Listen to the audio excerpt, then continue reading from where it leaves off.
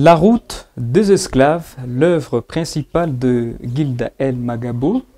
Salut la famille, vous êtes sur Arc-en-Ciel Télévision dans votre émission Piédestal qui est à la rencontre de ce grand vidéaste louchois. Avec lui, il sera bien évidemment question d'échanger et de parler sur son œuvre principale, La route des esclaves. C'est tout de suite dans Piédestal. Piédestal, c'est parti. Gilda, merci de nous recevoir chez vous et bonjour. Bonjour, merci Arc-en-Ciel d'être chez moi. La route des esclaves, c'est très riche, même la thématique le démontre. Tout d'abord, le concept route et esclave, ça renvoie à quoi?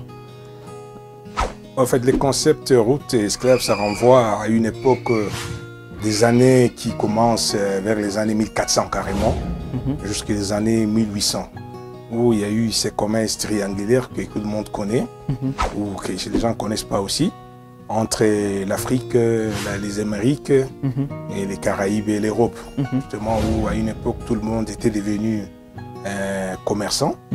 Et pour faire ces commerces, il fallait cultiver. Il y a eu beaucoup trop des enjeux qui ont fait que à l'époque, l'Africain était dans son continent africain et tous les gens qui sont venus, colonisateurs, et d'abord, ils ont profité aussi de cette situation pour commencer à faire ces commerces des esclaves. Donc, le commerce des gens, c'est quelque chose qui n'est pas, humainement parlant, c'est quelque chose qui n'est pas bien. C'est comme ça que on a parlé de cette route des esclaves. Et maintenant, nous, en tant qu'artistes, nous avons voulu justement suivre cette route, puisqu'il y a cette route à mener nos frères africains, comme j'ai dit, aux Caraïbes, aux Antilles, aux États-Unis, avec tout ce que nous avons connu dans l'histoire, la guerre des cotons, la guerre des sucres. Il y a eu beaucoup tous ces enjeux-là, et nous, on s'est dit qu'il fallait suivre. Et personnellement, moi, en tant qu'artiste, je me suis dit que c'est quelque chose de très important, dans la mesure où, déjà, quand vous voyez mon nom, j'ai dit mon nom c'est El Magambo bin Ali Gilda. Il a une connotation un peu arabisée. Je suis issu d'une famille de culture musulmane. Et moi, je suis chrétien catholique parce que j'ai étudié au collège Imara. Et mon grand-père, il est du camp des Nyamwezi, de la tribu des Banyanyembe, qui est venu de Tabora dans les années, au début du XXe siècle, les années 1900, 1800, très tardivement. Et c'est comme ça que moi, en tant que fils de quelqu'un qui est venu de très loin, je voulais aussi remonter cette route des esclaves, et la route des esclaves et des commerces que nous avons appelé dans les projets Balabala Awatuma, la Viachara. Parce que c'est un travail de collaboration avec l'université de Lubumbashi, l'université de Cambridge, avec un docteur professeur Naomi Arasi, avec Nicolas Nikis du musée de Tervuren aussi, avec le professeur Mandela Kaumba, qui est aussi archéologue aussi, et le chef de travaux Olivier Moulumboa aussi, qui d'ici là va passer aussi professeur. C'est tous ces gens-là qui ont mis l'œuvre en ça, et aussi l'ami Georges Senga aussi, qui a commencé d'ailleurs le projet Kassongo, que j'ai relayé aussi. C'est tout autour de ce personnage que nous avons initié ces travaux de la route des esclaves. Parfait. Alors, sur le plan peut-être artistique, pour revenir, il y a esclaves, un système de domination et d'exploitation dans lequel les individus sont privés de leur liberté. Et vous représentez comment l'esclavagisme ou l'esclave sur le plan artistique en tant qu'artiste? Ah tiens, justement, c'est une bonne question. C'est quand même un peu imaginaire. Dans l'imaginaire, pour moi, c'est la photo et la vidéo qui peut témoigner, qui peut représenter facilement ces concepts-là. Et il faut reconnaître que l'esclavagisme en soi existera toujours, ça a toujours existé, même aujourd'hui au XXIe siècle. Il y a quelque chose qui peut se traduire par les injustices justement. Donc c'est le mot injustice, ou la privation des droits des gens à l'accès à quelque chose, justement, c'est ça. Maintenant, comment représenter en tant qu'artiste, à travers, comme je dis, mes deux médiums qui sont la photo et la vidéo. C'est-à-dire pour moi, c'est faire des photos et faire des images qui sont photographiques et vidéo pour que les gens puissent se reconnaître, pour que les gens puissent connaître justement qu'il y a eu quelque chose qui les a manqué, quelque chose qui les lèse, quelque chose qui fait que ils ne savent pas se retrouver par rapport à ça, ce qu'ils il manque une histoire. Et pour moi, c'est très important justement aujourd'hui avec, comme j'ai dit, les deux médiums, pour ajouter aussi l'audio. Pour moi, c'est ça qui va nous permettre en tant qu'artiste de montrer ces parcours artistiques où il y a eu cette route des esclaves, parce que c'est pas tout le monde qui a fait ces parcours que j'ai fait aujourd'hui. Quand je parle des Kasongo, j'ai parlé des Bagamoyo, j'ai parlé des Poigny, j'ai parlé des Ujiji. Donc c'est ça qui va ramener carrément cette visibilité par rapport à tous les gens qui verront mes travaux artistiques, la photo et la vidéo, et les témoignages que je vais apporter, et sous les lieux où j'ai été, qui vont encore ajouter un plus et qui va montrer justement quel a été ce travail d'esclavagiste à l'époque et quel sera aussi l'avenir. Parce qu'il faudrait, quand on parle de l'esclavagisme, comme je dis, ça continue, il faut maintenant, quelles sont les solutions que nous pouvons trouver? Peut-être avec mes petites connaissances, mes petites idées, mes petites images, justement, ça pourra peut-être changer. On pourra dire non, ça on ne peut pas faire aujourd'hui et on peut faire ça, ceci et cela. Donc c'est ça un peu le travail que j'ai fait. Alors, rentrons un tout petit peu au début. L'œuvre La route des esclaves, c'est, on peut dire, une initiative personnelle qui soit en synergie avec d'autres... Au début, justement, c'était une initiative personnelle. Parce que, justement, comme j'ai dit, les gens me demandaient toujours par mon nom. Ils disent, mais ton nom, il n'est pas... C'est quoi? Tes origines, c'est quoi? Parce que ça, c'est une question qu'on pose à tout le monde. Il dit, ah, lui, il est de quelle tribu? Il est des clans, de ceci, c'est de la région et tout. Et quand j'étais petit, chez moi, je voyais des gens qui venaient en soutane blanc, qu'on appelait, nous, quand on était petits, on disait musulmans et baoussa. Et c'était mes oncles qui venaient de l'autre côté du lac Tanganyika, qui venaient précisément de Tanzanie, à Kigoma en Tanzanie. Parce qu'il faut bien connaître, justement, je parlerai de Kigoma. C'est pas le quartier Kigoma, au quartier Kigoma. Kigoma, c'est un quartier, vous allez remarquer, c'est un quartier, il y a beaucoup de musulmans ici à Lubumbashi. Donc envahi par les musulmans. Les musulmans, justement, c'est parce que c'est en rapport avec Kigoma, en Tanzanie, là où il y a Ujiji et tout. C'est là où ils sont venus. La plupart des gens, quand ils venaient, les Swahili, les Baswahili, comme on les appelait, ils vivaient du quartier Kigoma, où il y avait les Kamelembele, les Baolo, les Baololo, les Bazimba, les Wazura, ils étaient dans ces quartiers. C'est comme ça qu'ils ont surnommé ces quartiers Kigoma, parce qu'ils traversaient le lac Tanganyika pour aller de l'autre côté. Oui, en fait, justement. Donc, quand ils venaient chez nous, ces gens, alors, nous aussi, on a grandi avec les grands-parents qui nous racontaient l'histoire. Ils nous racontaient l'histoire de là où ils sont venus.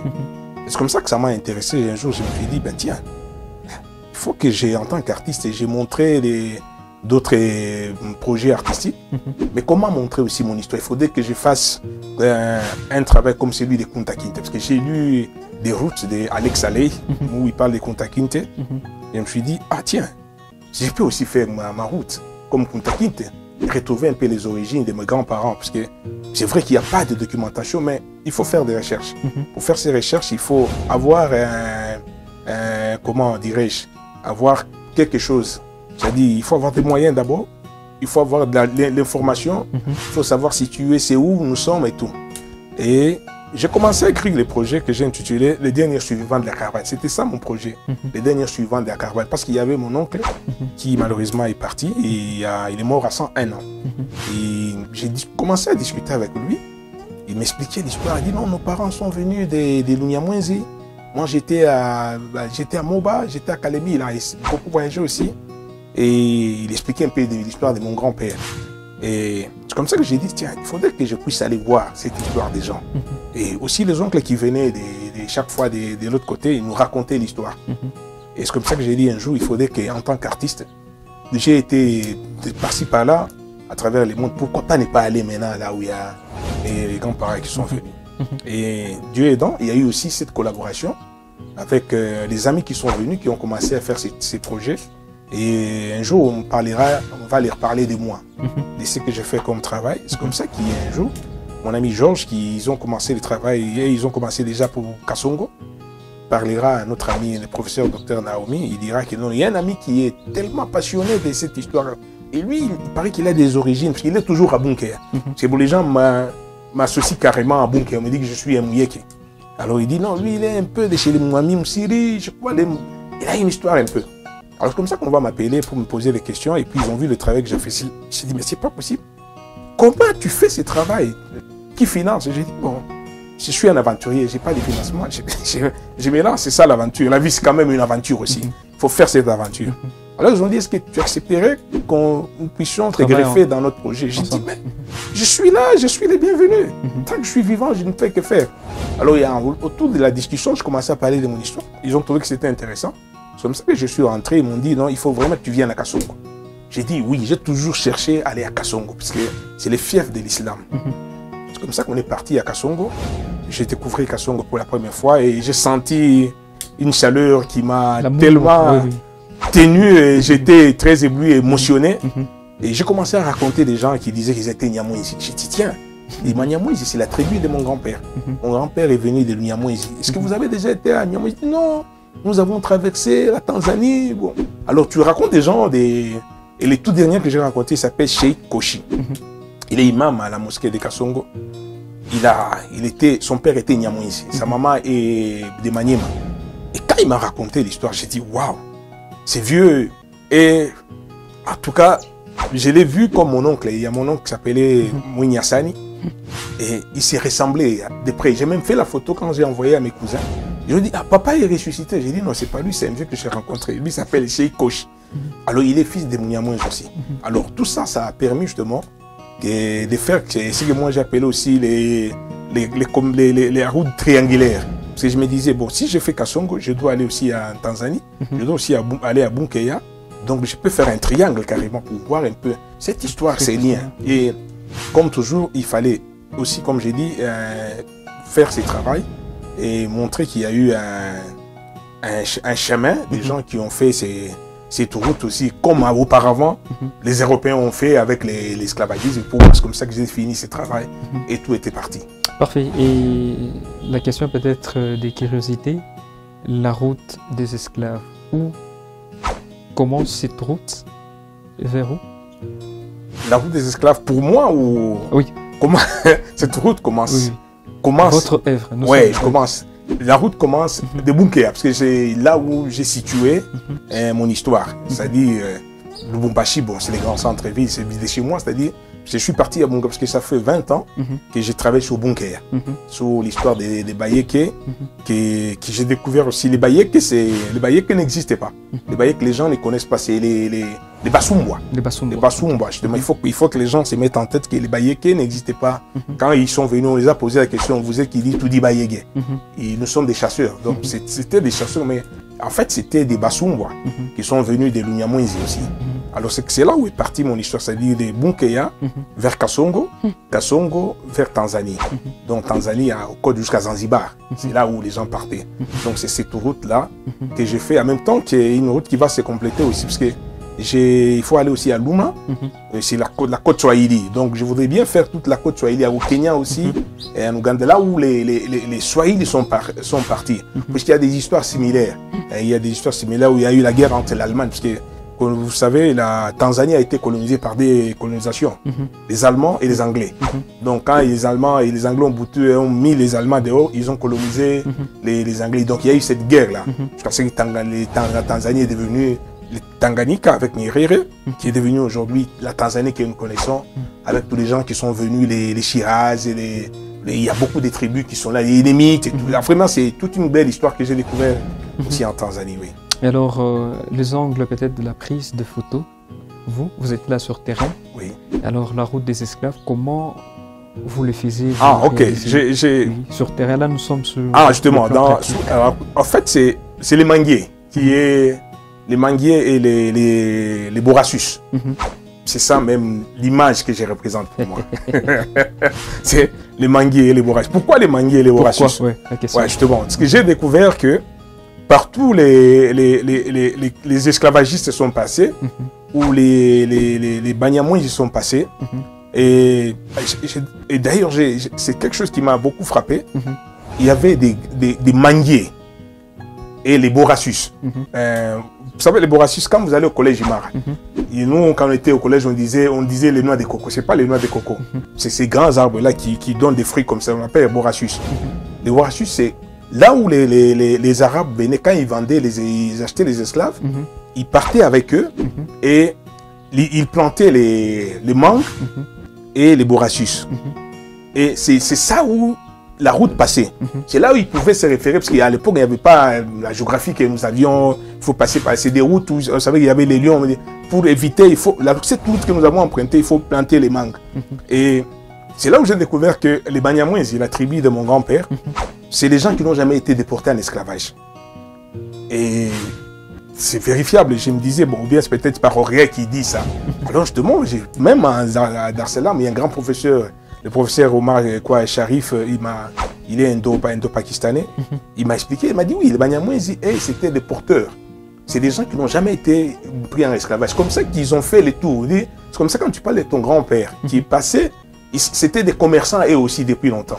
Ils faisaient les cuivres, ils vendaient ce qu'ils appelaient les cotons, ils appellent Utova. Utova, c'est Marsoeli Boutongue. Ils étaient commerçants de ça. Et ce sont eux qui ont porté les faits, parce qu'il fallait quitter les lacs Tanganyika jusqu'à l'océan Indien. Donc il faisait 6 mois. 6 mois. En aller et 6 mois au retour. Donc ils prenaient ce que les Arabes venaient, ce qu'ils prenaient, et puis ils rentraient aussi avec les... Comment dirais-je? Avec les matières que les Arabes menaient jusqu'au lac Tanganyika, jusqu'au fin fond, ils traversaient les lacs Tanganyika jusqu'au Congo. Et c'est comme ça qu'ils ont été, il ne faut pas cacher aussi la face, ils ont été aussi les collabos pour l'esclavagisme. Et là, il faut qu'on dise aussi, il ne faut pas cacher l'histoire. Donc, c'est ça. Donc, c'est comme ça que j'ai situé cette route-là, entre les mangues, parce que j'ai retrouvé les Borassus à Bonkeya, j'ai retrouvé les mangues et les Borassus à Kasongo, je les ai retrouvés aussi en Tanzanie, à Ujiji, où d'ailleurs Stanley Livingstone, j'ai été dans les lieux où j'ai étudié en histoire. Stanley Livingstone se sont retrouvés là, les lieux, je me suis même assis là où j'étais. Donc pour moi, c'était aussi quelque chose de très important. Donc c'est là où est partie cette route-là. En même temps, justement, il faut maintenant compléter par cette route, aller aux États-Unis, aller aux Antilles aussi. Pour voir justement qui sont ces gens qui sont partis. Donc tu vois, c'est pourquoi j'ai dit, le projet il est encore en progression. Ça peut toujours faire que demain, après-demain, on va se retrouver. Pour le moment, on a commencé en Afrique. En Afrique, oui. Et puis on va aller maintenant avec les Antilles, oui. Et pour vous, de moments forts, comment vous vous sentez au moment où vous réalisez ces genres de prises? Non, mais je vous dis qu'il y a une émotion. Tu as envie de pleurer, tu as envie de rire. En fait, c'est toutes les émotions qui te tiennent.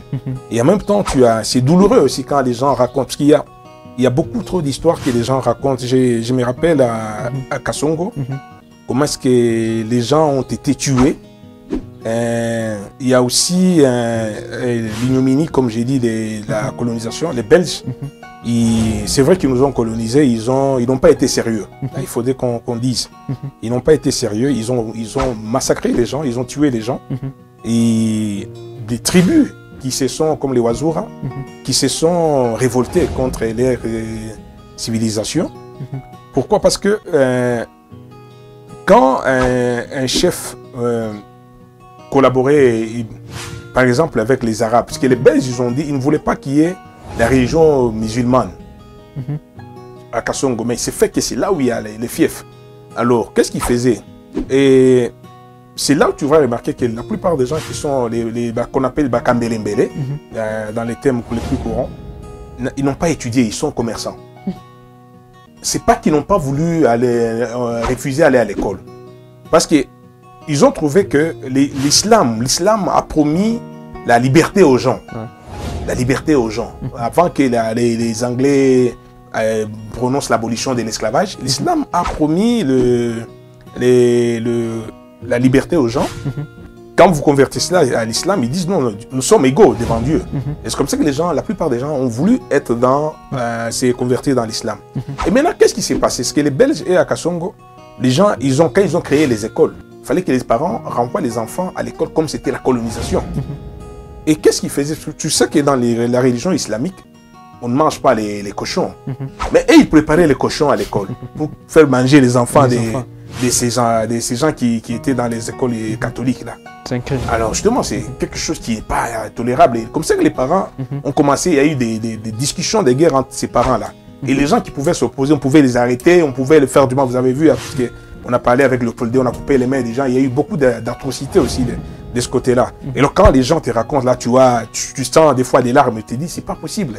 Ça fait partie de l'histoire. Justement, c'est bien. En même temps, tu as tous ces témoignages. Et ce que j'ai aimé toujours, j'ai dit, ce qui est très fort, c'est la résistance.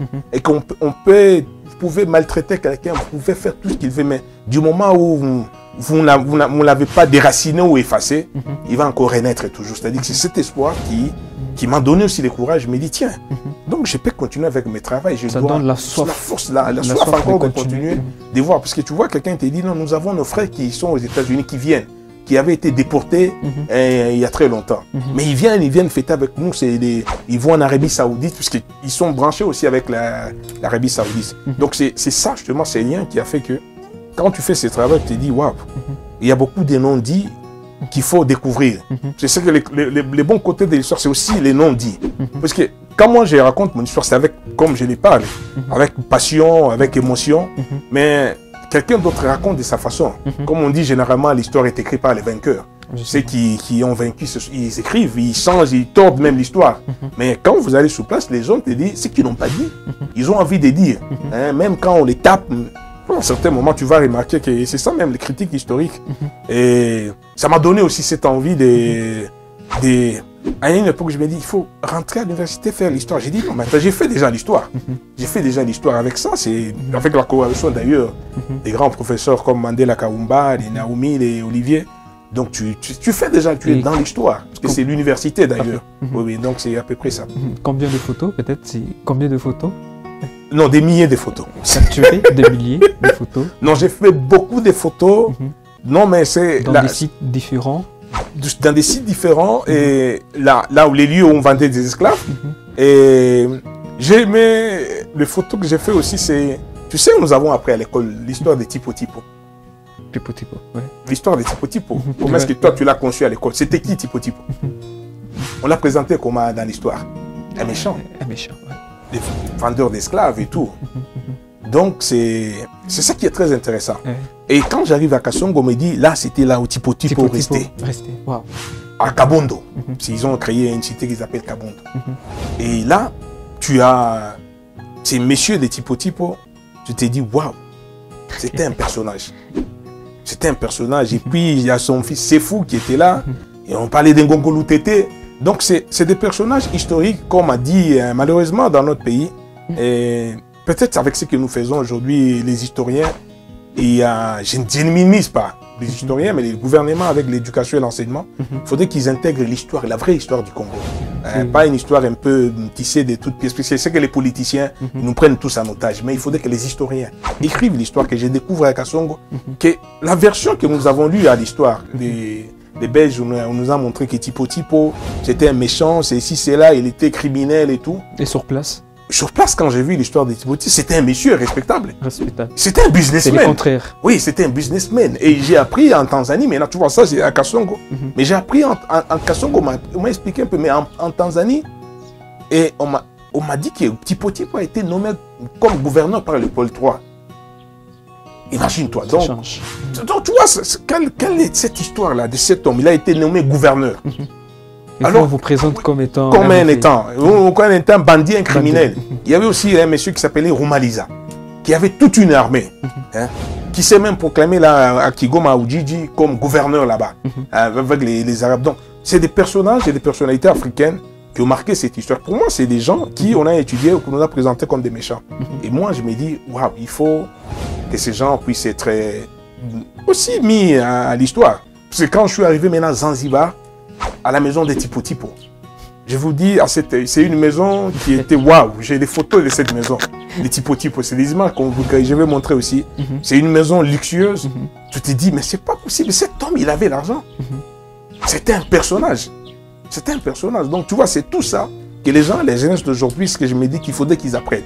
Et ça, c'est mon devoir, de transmettre cette histoire-là. Je pense qu'à travers cette œuvre, vous allez porter la connaissance au public. Donc, je remercie toute la grande équipe monsieur qui était derrière les caméras, monsieur Jules, avec sa dextérité dans l'image et tout. Michel. En tout cas, Michel et les chauffeurs, tout le monde est haut. En tout cas, toute la grande équipe. J'ai dit, respecte. Merci. Jean Rastafari.